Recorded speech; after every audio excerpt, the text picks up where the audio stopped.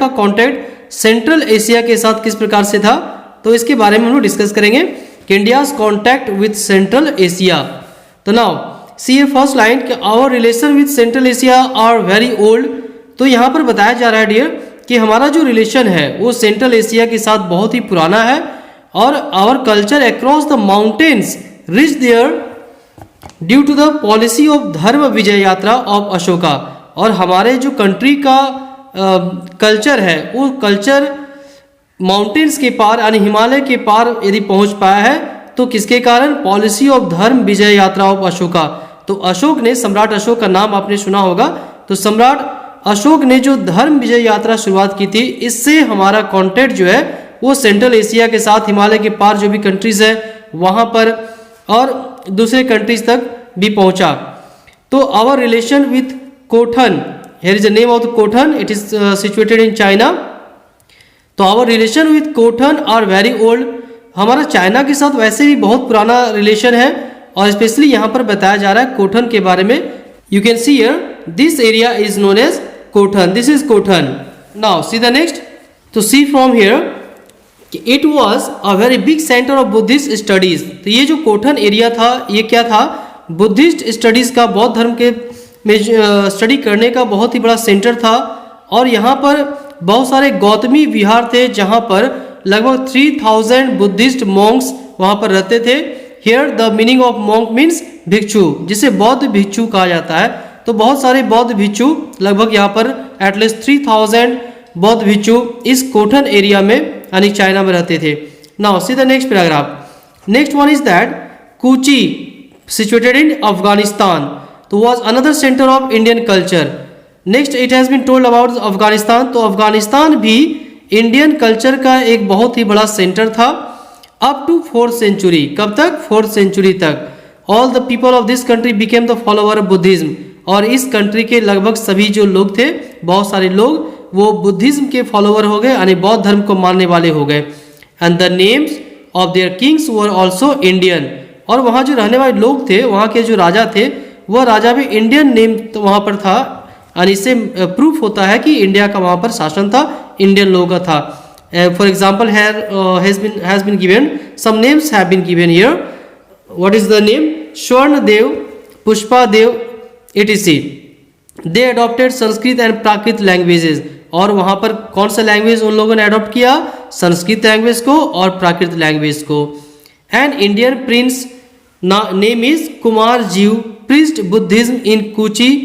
तो एक यहाँ पर बताया जा रहा है कि इंडियन प्रिंस था, राजकुमार, जिसका नाम था कुमार जीव, और उन्होंने बौद्ध धर्म का संदेश वहाँ पर बुद्ध धर्म का प्रीच दिया, वहाँ पर संदेश दिया कूची में। And later became the Guru of the कूची king, और बाद में वही व्यक्ति यानी कुमार जीव कूची का जो राजा था उसका वो क्या बने, गुरु बने। Now next one here it has been given Karashahr, तो कराशर सिचुएटेड इन चाइना, और Agnidesh, Kashgar were the very important and big centres of Indian culture. तो ये जो एरियाज था कराशर, अग्निदेश, काशघर, ये इंडियन कल्चर का एक बहुत ही इंपॉर्टेंट सेंटर था और एक बहुत बड़ा सेंटर था, centre of Indian culture. Many manuscripts of Sanskrit and Prakrit have been found there. तो यहाँ पर बहुत सारे संस्कृत लैंग्वेज में और प्राकृत भाषा के बहुत सारे मैन्युस्क्रिप्ट पाए गए। मैन्युस्क्रिप्ट मीन्स व्हाट, जो पहले हाथों से लिखे जाते थे कोई भी documents, that is known as manuscript. तो have been found there which provide an evidence of our relation, और इससे हमारा ये मालूम चलता है कि हमारा रिलेशन वहाँ तक था, कहाँ तक, अफगानिस्तान, चाइना तक था। And impact of our culture on them, और इससे यह भी प्रूफ होता है कि हमारे इंडिया का जो कल्चर है उसका प्रभाव वहाँ पर था।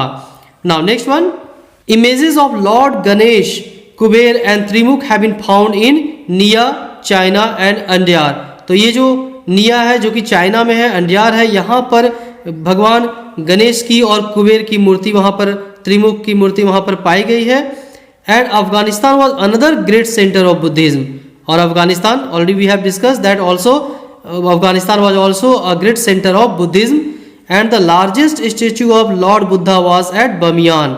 तो अफगानिस्तान में एक प्लेस है Bamiyan, already it has been depicted here, यहाँ दी गई है, ये बमियान है, बमियान में है। और ये बहुत बड़ा बुद्ध का मूर्ति वहाँ पर महात्मा बुद्ध की मूर्ति है। तो ये इसे it has been told here the largest statue of lord Buddha was at Bamiyan. सबसे बड़ा जो लॉर्ड बुद्धा की मूर्ति थी वो बमियान में थी, अभी भी है बट ये टूट चुकी है अब।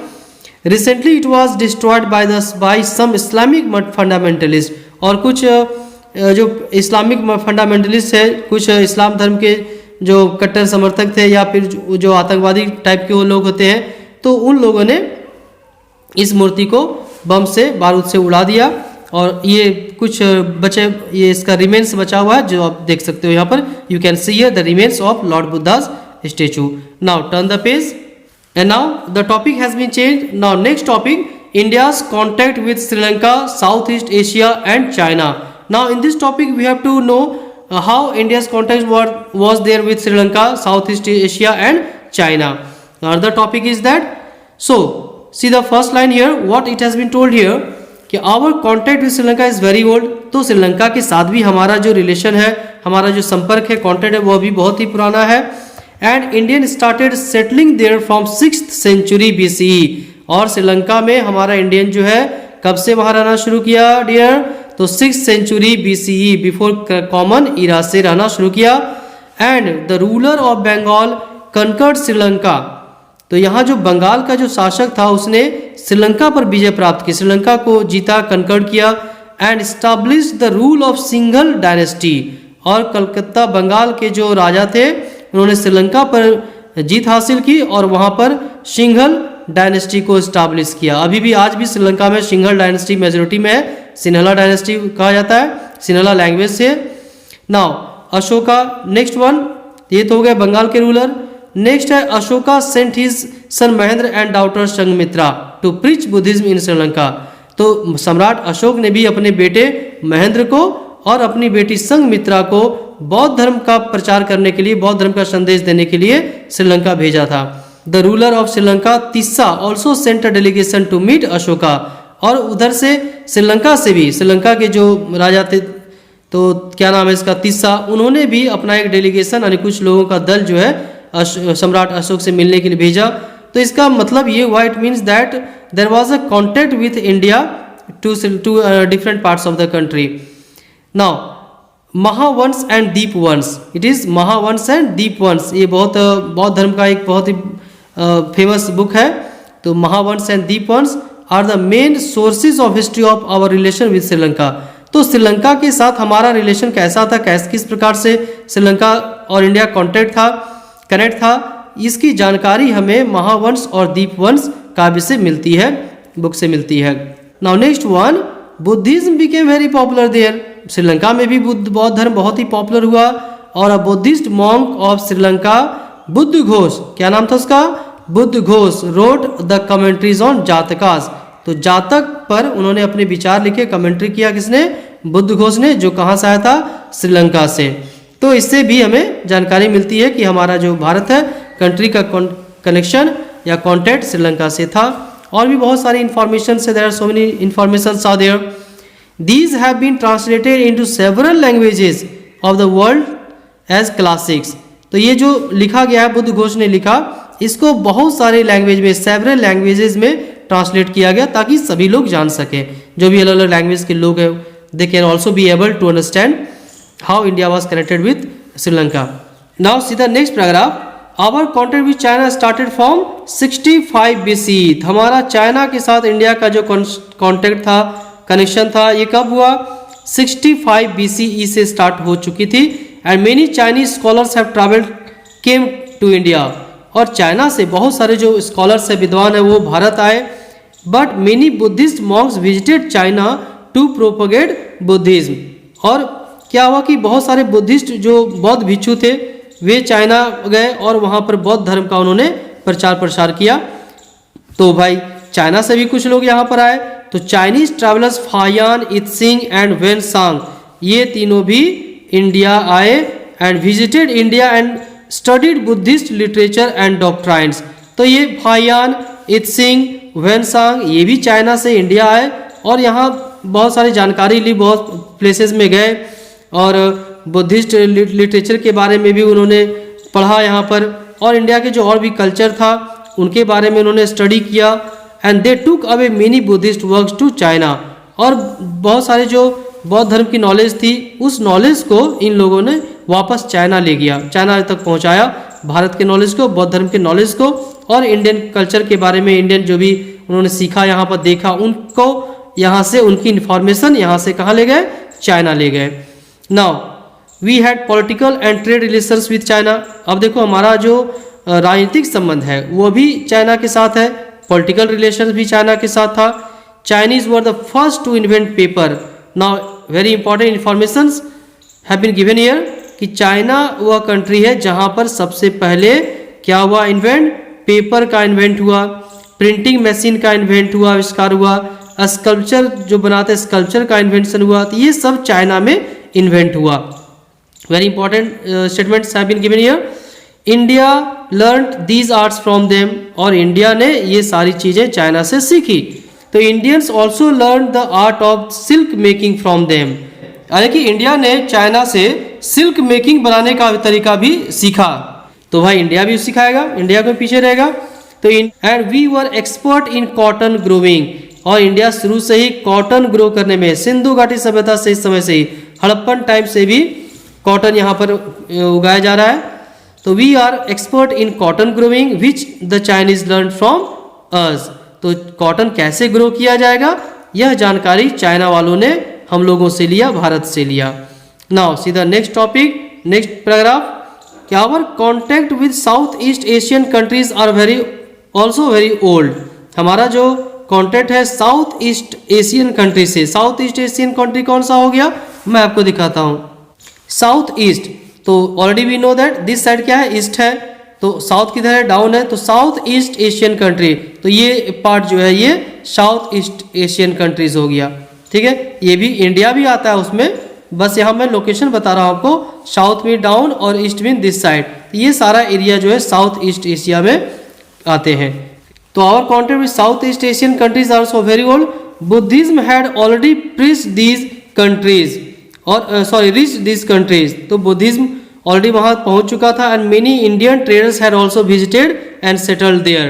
तो अब यहाँ पर देखो बहुत सारे जो इंडियंस थे वे भी सेटल्ड हुए वहाँ पर। Some examples countries have been given here, जैसे कि ब्रह्मदेश, तो ब्रह्मदेश जिसे आज हम म्यांमार, उसके पहले बर्मा के नाम से जानते थे। स्वर्णद्वीप जिसे आज जावा के नाम से जानते हैं, जावा, सुमात्रा, बाली, ये सब स्वर्णद्वीप के नाम से जाना जाते थे दैट टाइम। चंपा जिसे आज वियतनाम के नाम से जानते हैं, कंबोज जिसे आज कंबोडिया के नाम से जानते हैं, बोर्नियो जिसे आज इंडोनेशिया के नाम से जानते हैं। तो these were the places where the Hindus had made their colonies. तो ये सब जो प्लेसेस है यहाँ पर पहले हिंदूज ने अपनी कॉलोनीज को इस्टाब्लिश किया था, यानी वहाँ पर वे शासन कर चुके थे। Now Sanskrit was their main language, और वहाँ पर इन कंट्रीज में क्या था, संस्कृत मेन लैंग्वेज था। And this is proved by the inscriptions found there. तो भाई हम कैसे कर सकते हैं, हाउ कैन वी प्रूव, अब अपने खुद से तो नहीं कहा जा सकता है, तो यहाँ पर उसकी प्रूफ भी है कि बहुत सारे इंस्क्रिप्शंस मिले हैं। इंस्क्रिप्शन मीन जो स्टोन पर लिखा जाता है स्क्रैच करके, तो दैट इज कॉल्ड इंस्क्रिप्शन। तो वहाँ बहुत सारे इंस्क्रिप्शंस मिले हैं जिसमें ये प्रूफ हुआ है कि वहाँ पर संस्कृत लैंग्वेज यूज होती थी। तो this is proved by inscription found there in a cave in Borneo. 12 red stone images of Shiva, Ganesh, Nandi, Skanda and Mahakal have been found. तो ये सब देखो हिंदू देवी देवताओं के वहाँ पर पाए गए हैं। इससे भी प्रूव होता है कि वहाँ पर कभी हिंदू राजाओं का शासन था और वहाँ पर संस्कृत यूज होती थी। Now this is a clear proof of the existence of Indian culture and religion. तो ये जो प्रूफ मिला है इससे क्लियर हमें पता चलता है कि वहाँ पर इंडियन कल्चर, और in Bali the impact of Hindu culture and religion can still be seen. और बाली एक प्लेस है जहाँ पर अभी भी हिंदू कल्चर और रिलीजन को वहाँ पर देखा जा सकता है। Vishnu, Shiva, Ganesh, Ram and Krishna are worshipped even today. और आज भी वहाँ पर विष्णु, शिव, गणेश, राम की पूजा वहाँ पर की जाती है। In Java a magnificent stupa at Borobudur has been built on a hill top. There is a big statue of Buddha and nearly 1500 Buddhist paintings on its corridor. तो इतने सारे चीज वहाँ पर पाए गए हैं, बुद्धिस्ट पेंटिंग वहाँ पर पाए गए हैं। जावा के बोरोबुदुर में बौद्ध स्तूप पाए गए हैं, यू कैन सी है बौद्ध स्तूप, दीज आर द बौद्ध स्तूप। तो ये बोरोबुदुर में है, बोरोबुदुर स्तूपास। तो there are also many Shiva temples, बहुत सारे शिव जी के टेम्पल वहाँ पर है। Ramlila through puppets and other Hindu traditions and rituals are still followed there. और आज भी वहाँ पर रामलीला रामलीला का आयोजन किया जाता है। तो वहाँ पर अभी भी रामलीला इस पपेट्स के द्वारा वहाँ पर शो किए जाते हैं, दिखाए जाते हैं। And these are the examples of great exchange of culture, art and architecture between two countries. और इन दो कंट्री के बीच में एक बहुत बड़ा एग्जाम्पल है कि हमारा जो कल्चरल एक्सचेंज हुआ है वो वाकई में पहले था, और हमारा कल्चर जो अदर कंट्रीज में गया और अदर कंट्रीज का जो कल्चर है वो हमारे कंट्री में आया। Now next page. Now this one, the reference of Champa is found in Vayu Purana. तो Vayu Purana already you know about the Vayu Purana. तो 18 पुराणों में से एक है वायु पुराण। तो वायु पुराण में चंपा के बारे में वहाँ पर दी गई है, इसका रेफरेंस दिया गया है। तो इससे भी हमें पता चलता है कि हमारा रिलेशन जो है इंडिया का कॉन्टेक्ट अदर कंट्रीज के साथ था। And it was established in 190 CE। और इसकी स्थापना कब की गई थी? 192 CE में। अ ग्रैंड शिवा मंदिर हैड बीन बिल्ट देयर। एक बहुत बड़ा शिव का मंदिर भी बनाया गया था। शका एरा, आज जो हम लोग कैलेंडर देखते हैं हिंदू कैलेंडर, ये कहाँ से शुरू हुई है? कौन सा एरा, कौन सी कैलेंडर के नाम से जानते हैं? शक एरा, शक संवत, आपने सुना होगा शक संवत। तो Shaka era which is now our national era, हमारा नेशनल एरा है, इज फॉलोड देयर। तो वहाँ आज भी कहाँ पर? चंपा में आज भी वहाँ पर शक एरा को फॉलो किया जाता है, जो हम लोग भी आज भी फॉलो करते हैं यहाँ पर अपने कंट्री में भी। और this country also follow Shaka era. Now next one, Kamboj. If you talk about Kamboj means Cambodia, तो Kamboj and means Cambodia was also an Indian colony. Cambodia भी इंडियन कॉलोनी था। And Shaka Samvat and Sanskrit language were use there. तो Cambodia में भी Sanskrit language का use किया जाता था। And Indian gods were worship there, हमारे जो इंडियन देवी देवता है उनकी पूजा वहाँ पर की जाती थी। In 9th century the ruler Yashovarman founded the new city of Yashodapur. यानी कि 9th century में यशोवर्मन जो है उन्होंने एक सिटी को डेवलप किया था जिसका नाम था यशोदपुर।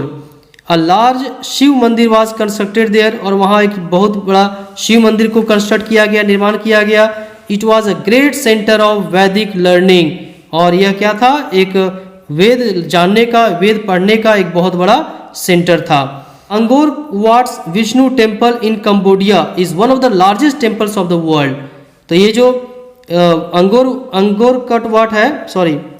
अंगकोर वाट, यहाँ पर एक विष्णु जी का मंदिर है।